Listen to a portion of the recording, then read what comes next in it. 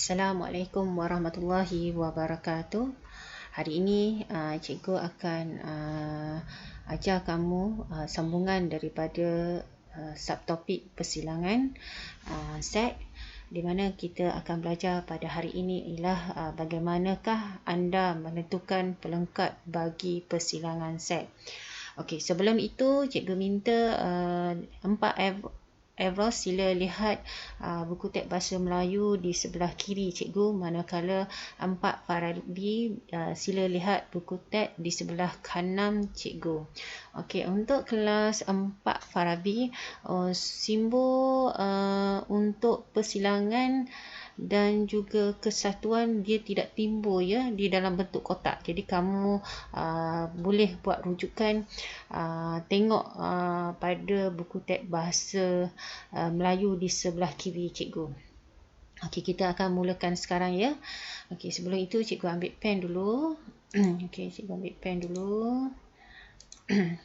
Okey, hari ini kita akan belajar macam mana kita nak menentukan pelengkap bagi persilangan set. Okey, lihat pada buku teks di sebelah kiri cikgu. Okey, pelengkap bagi persilangan set ditulis simbol pelengkap adalah prime. Ini adalah simbol pelengkap di mana dia akan ditulis dalam kurungan dan prime itu berada di luar kurungan. Okey, nampak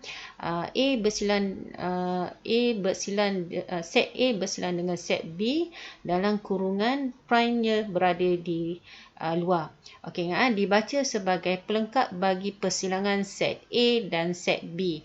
Maksudnya kita kena letakkan kurungan. Okey, letakkan kurungan dan prime-nya berada di luar kurungan. Okey, pelengkap bagi persilangan set A dan set B bermaksud semua unsur yang bukan dalam persilangan. Okey, tengok dia kata semua unsur yang bukan dalam persilangan set A dan set B. Bermaksud dia, kalau kita dah dapat jawab persilangan set A dan set B, bila dia minta pelengkap, maksudnya jawapan itu tidak terdapat dalam persilangan set A dan set B, tetapi dia ada dalam set semesta. Okey, kita tengok contoh 4. Okey, kita tengok contoh 4. Okey, pertama. Okey, diberi set semesta. X ialah integer. Okey, daripada 1 hingga 8. Okey, 1 lebih kecil sama dengan X lebih kecil sama dengan 8, bermaksud 1 hingga 8. Maksudnya termasuk 1 dan juga termasuk nombor 8. Jadi kita kena senaraikan.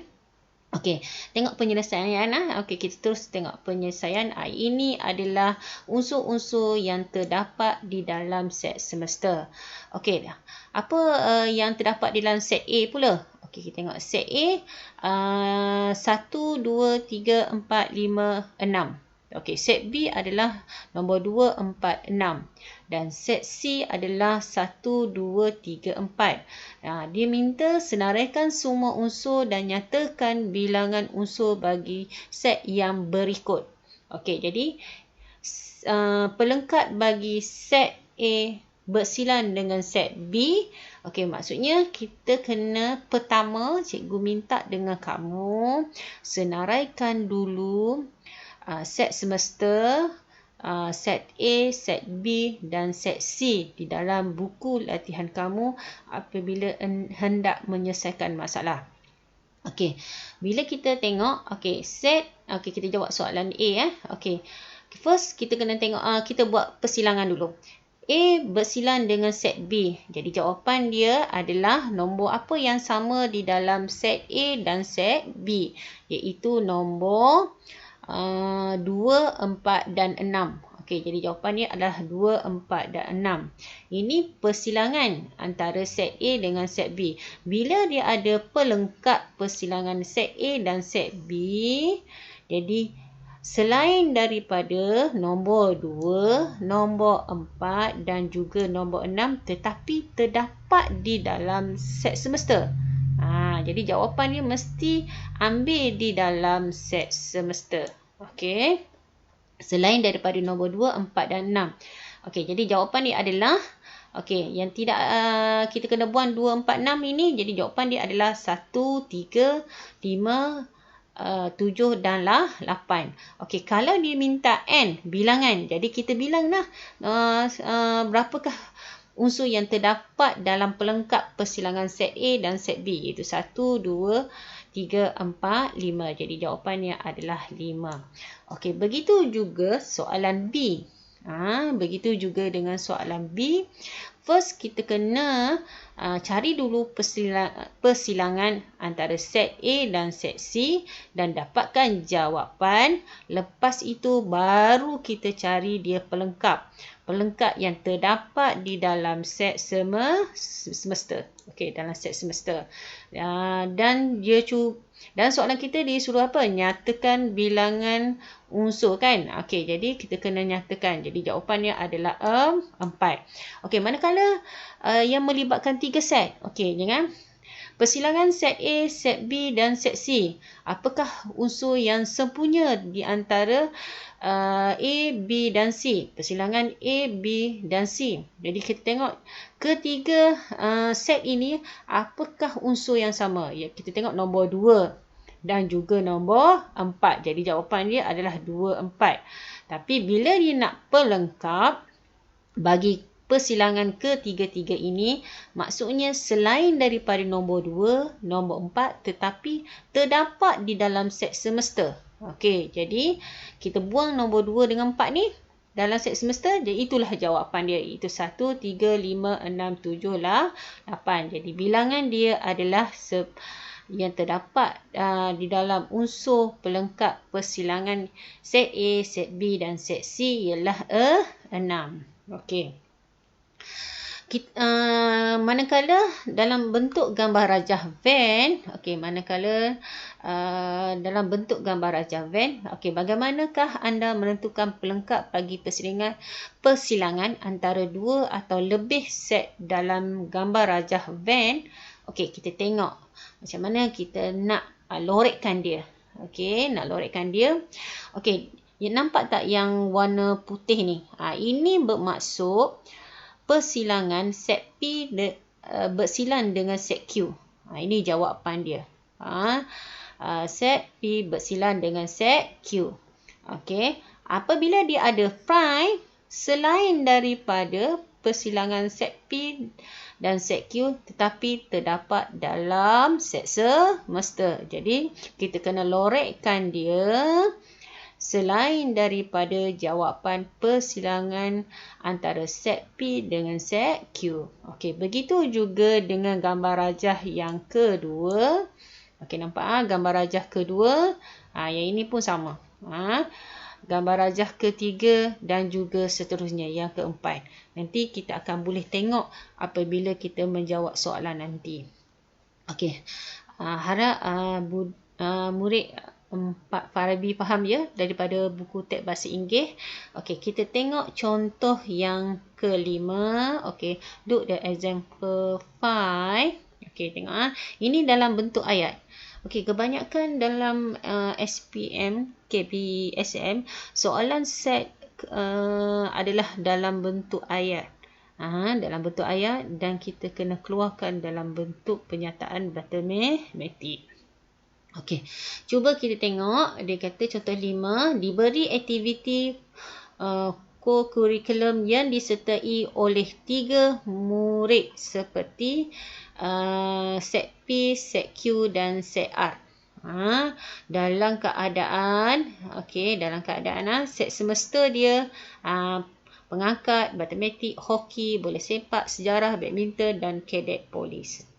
Okey, dia bagi set P adalah pengangkat, matematik, hoki. Q, kadet polis, sejarah, badminton. R, pengangkat, sejarah dan bola sepak. Lepas tu dia suruh kita, okey, nanti cikgu urut dulu. Kita senaraikan unsur bagi set yang berikut. Yang ini sama sahaja contoh 4 tadi. Jadi kita cari pelengkap, okey, melibatkan 2 set, okey, dan juga 3 set. Yang ini kamu boleh baca sendiri dan fahami sendiri di dalam buku teks. Sekiranya tidak faham, boleh mesej cikgu kat Telegram. Okey, faham sendiri, cikgu nak kamu faham sendiri. Okey. Untuk kendiri 4.1 nanti cikgu akan bagi latihan. Sebelum tu cikgu nak tengok satu lagi subtopik untuk menyelesaikan masalah. Okey, tengok kejap cikgu urut. Okey, bagaimana? Okey, ini cikgu nak ajar. Yang ini dalam bentuk ayat.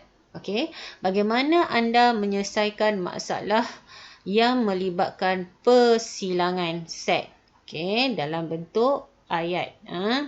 Okey, tengok contoh 6. Dia kata sebanyak 140 murid tingkatan 5 diberi peluang untuk menyertai kelas intensif untuk mata pelajaran sejarah bahasa Melayu. Okey, sebanyak 65 orang murid memiliki kelas bahasa Melayu, 70 orang murid memiliki kelas sejarah, manakala 50 orang murid memiliki kelas bahasa Melayu dan sejarah. Lepas itu kita disuruh hitungkan jumlah murid yang menyertai dan juga jumlah murid yang tidak menyertai sebarang kelas. Okey, jadi kita tengok. Okey, first kita kena faham masalah yang ada. Maksudnya kita lainkan isi-isi penting. Okey, kita lainkan. Pertama, dikata seramai 40 orang. Lepas tu dikata 65 murid memiliki kelas bahasa Melayu. Okey, 70 murid memiliki kelas sejarah. Manakala 50 memiliki kedua-dua, iaitu bahasa Melayu dan sejarah. Jadi kita keluarkan dalam bentuk penyataan matematik. Okey, jumlah dia adalah 140. Kelas sejarah 70. Okey. Kelas bahasa Melayu 65. Manakala kedua-dua adalah 50. Ini maksudnya persilangan. Maksudnya persilangan set bahasa Melayu dengan set kelas sejarah, iaitu sebanyak 50. Okey, lepas itu kita akan merancang strategi. Maksudnya seperti mana yang cikgu cakap, kita letakkan. Okey, tengok Okey, set semester jumlah murid. Okey, jumlah murid adalah 140. Manakala B ada ini B, C ni B dengan S ni maksudnya nama bagi set tersebut. Jadi tak kisahlah kamu letak B ke S ke ataupun apa-apa pun boleh ubah huruf, pun boleh ubah yang lain untuk mewakili kelas bahasa Melayu dengan kelas sejarah. Okey, B. Okey, murid memiliki nama untuk set B untuk kelas bahasa Melayu set B, murid memiliki kelas bahasa Melayu. Okey, S murid mewakili kelas sejarah. Okey, dia suruh kita lukis gambar rajah van mewakili semua yang diberikan. Okey, kita boleh rancang lebih senang. Biasanya cikgu kalau melibatkan senarai unsur di mana dia bagi bilangan unsur, lebih senang kita masukkan di dalam gambar rajah van, supaya kita akan nampak lebih untuk dapatkan jawapan. Okey, jadi pertama ini cikgu cakap ni langkah tengok langkah. Okey, manakala 4 Farabi, okey, look the tab 1. Okey, tengok isikan bilangan set B bersilang dengan set C adalah 50. Maksudnya dua-dua yang ada murid yang terlibat dalam kelas Bahasa Melayu dan juga kelas sejarah 50. Jadi kita terus letak 50 di sini antara dua persilangan. Okey, first kamu kena lukis 4 segi dulu mewakili set semester. Dalam yang kedua, persilangan di antara dua bulatan itu mewakili kelas Bahasa Melayu dan juga bulatan mewakili kelas sejarah. Jadi letak di tengah-tengah ini adalah 50. Ini yang pertama. Yang kedua, kita nak isi Bahasa Melayu. Bahasa Melayu di mana kita dah tahu kelas Bahasa Melayu adalah 65. 65. Dia tak ada perkataan sahaja. Kalau tak ada perkataan sahaja, maksud dia budak itu ada kedua-duanya dan ada satu. Maksudnya 65, tolak dengan 50. Jadi 15 sahaja murid yang mengikuti kelas Bahasa Melayu. Ini yang sahaja. Ini 15 orang ini sahaja. Maksudnya dia hanya mengikuti kelas Bahasa Melayu saja. Yang ketiga, tengok langkah yang ketiga, isi bilangan murid yang hanya mengambil mata pelajaran sejarah. Jadi kita tahu sejarah 70, betul? Jadi 70 tolak dengan 50. Jadi hanya 20 orang sahaja yang mengikuti kelas sejarah. Jadi dia nak kita cari jumlah kan. Jumlah yang menyertai keseluruhan kelas ni. Jadi 15 campur dengan 50 campur dengan 20, jawapannya adalah 65. Jadi manakala soalan B dikata jumlah murid yang tidak menyertai sebarang kelas Bahasa Melayu dan juga sejarah. Jadi tetapi terdapat di dalam set semester.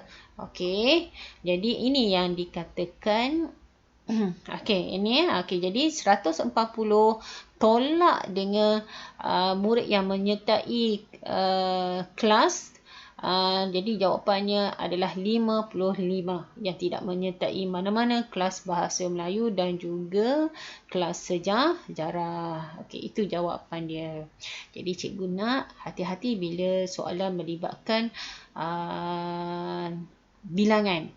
Kalau soalan yang melibatkan senaraikan unsur-unsur di dalam set, dia senang. Tetapi kalau melibatkan bilangan, cikgu lebih suka kamu buat dalam bentuk gambar rajah Venn supaya kamu nampak macam mana nak cari jawapan.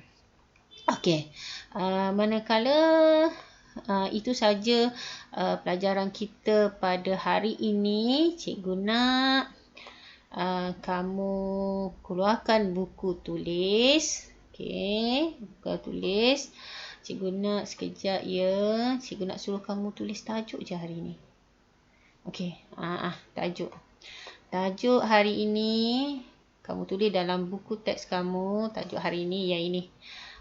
Tulis tajuk bagaimanakah anda menentukan pelengkap bagi persilangan set. Yang ini cikgu nak kamu salin terus kepada latihan. Tengok manakala dalam buku teks bahasa Inggeris. Ini dalam buku teks dalam bahasa Inggeris muka surat 102. Muka surat 102.